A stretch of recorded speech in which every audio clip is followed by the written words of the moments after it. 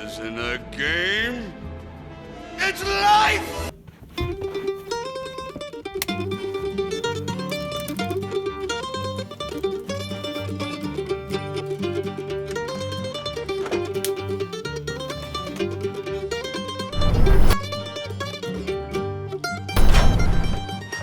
What is this place?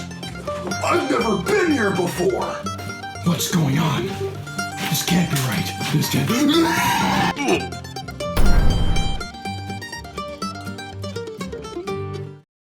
Hey everybody, today I'm here to talk about a spy movie that has nothing to do with spies. Spy Kids 3 is the sequel to the 2001 blockbuster hit Spy Kids, and it is truly one of the most bewildering films I have seen in a while.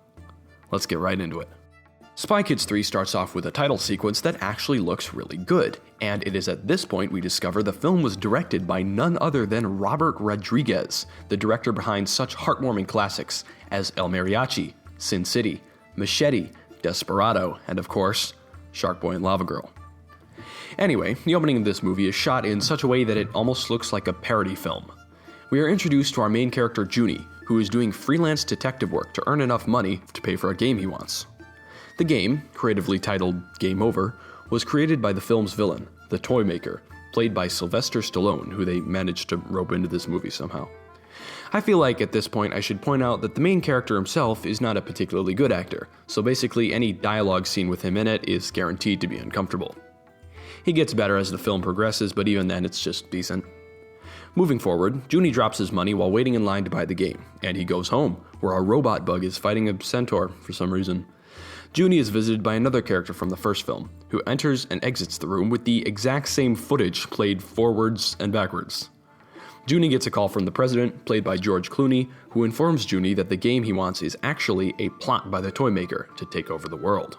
Junie goes to the secret spy agency headquarters, where he finds out that his sister got trapped in the game while trying to shut it down. The agency wants Junie to enter the game, save his sister, and shut it down without releasing the Toy Maker, who is also trapped in the game somehow. Junie agrees to help and enters the game. Now, I will mention that from this point on, the vast majority of this film is green screen footage composited over that weird early 2000s pseudo-CGI that kind of falls into the uncanny valley of cartoony and realistic. After arriving in the game, Junie is immediately accosted by a gang of frogs and a gang of cool guys, who collectively beat him up and send him to the moon. While on the moon, Junie is informed that he can call in help from one person, and he chooses his wheelchair-ridden grandfather because his energy force would have doubled back again, making his arms, his heart, his brain twice as strong as a normal person. After arriving in the game, his grandfather immediately finds an extremely convenient power-up which gives him functioning legs. The grandfather gets distracted and Junie heads out toward a big arena.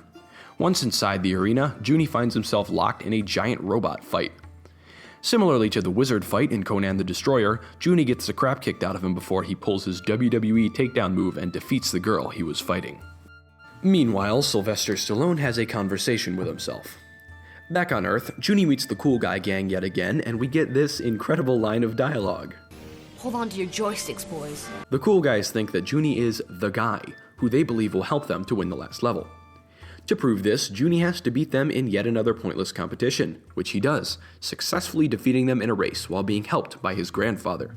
At the end, they reunite with the girl from the robot fight and together they head out. They walk through another zone and the green screen compositing becomes noticeably worse. It is revealed that one of them is cheating, and the programmers, are awakened, but our heroes defeat them all in under a minute.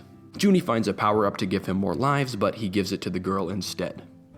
Soon after, Junie must fight his teammates yet again in order to progress, but before being killed, game overed, the girl tags in for him and she gets a game over instead. Suddenly, Sylvester decides to release Junie's sister and they are reunited.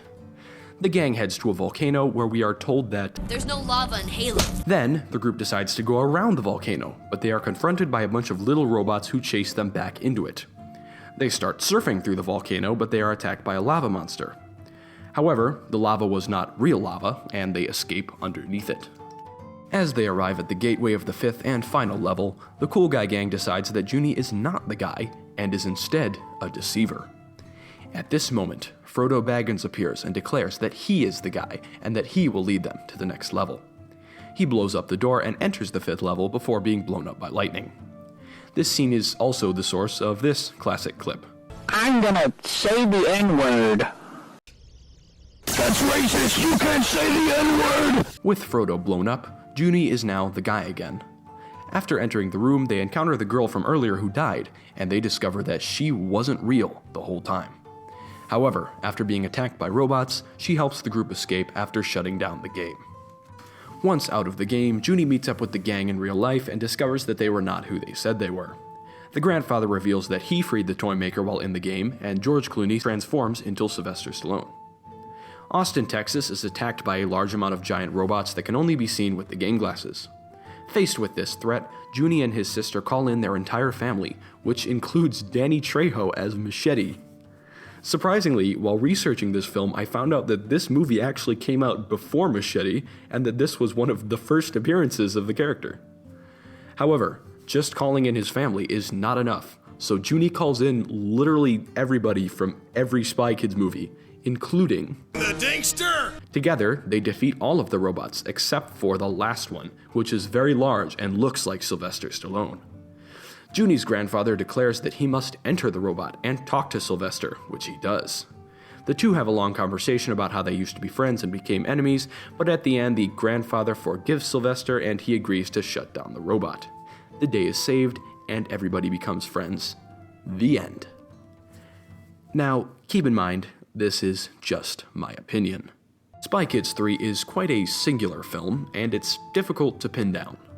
From a technical standpoint, it's actually somewhat impressive, as 90% of it was shot on a green screen and composited with 3D graphics. And although the graphics themselves are subpar, the film acknowledges this and explains that it's because they're in a video game. The acting in this film is not very good, the exceptions being Sylvester Stallone and Ricardo Montalban as the grandfather.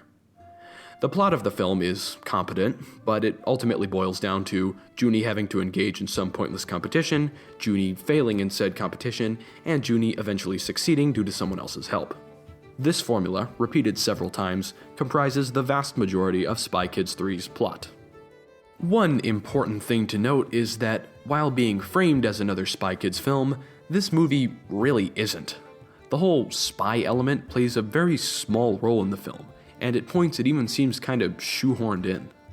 The only real connection to the other Spy Kids films is the main character and the short scenes at the beginning and end, which seem to exist only to remind you that you are indeed watching a Spy Kids movie. It feels like this would have worked better as a standalone film. The action in the film is actually quite fun to watch, and it seems like the production team went all out to see what kind of weird things they could add into every scene. While this doesn't entirely make up for the uncomfortable dialogue scenes, it does make the movie a lot more enjoyable and it makes you want to see what happens next. Ironically, this movie plays out more like a video game than an actual film.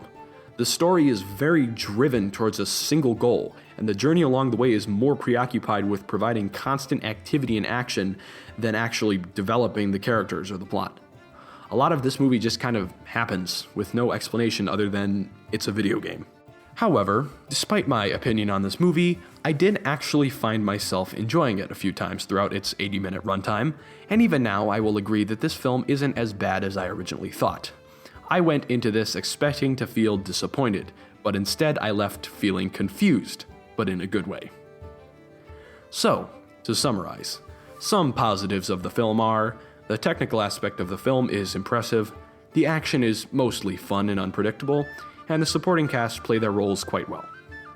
Some negatives of the film are, the main cast is really not very good, this is not a Spy Kids movie but it still tries to be one, the constant action does get kind of annoying after a while, and the plot itself is repetitive. However, overall, I give Spy Kids 3 a 6 out of 10. Somewhat enjoyable, especially if you're a kid, but it definitely could have been better. Also, the official Spy Kids wiki has a horrible color palette and it hurts my eyes.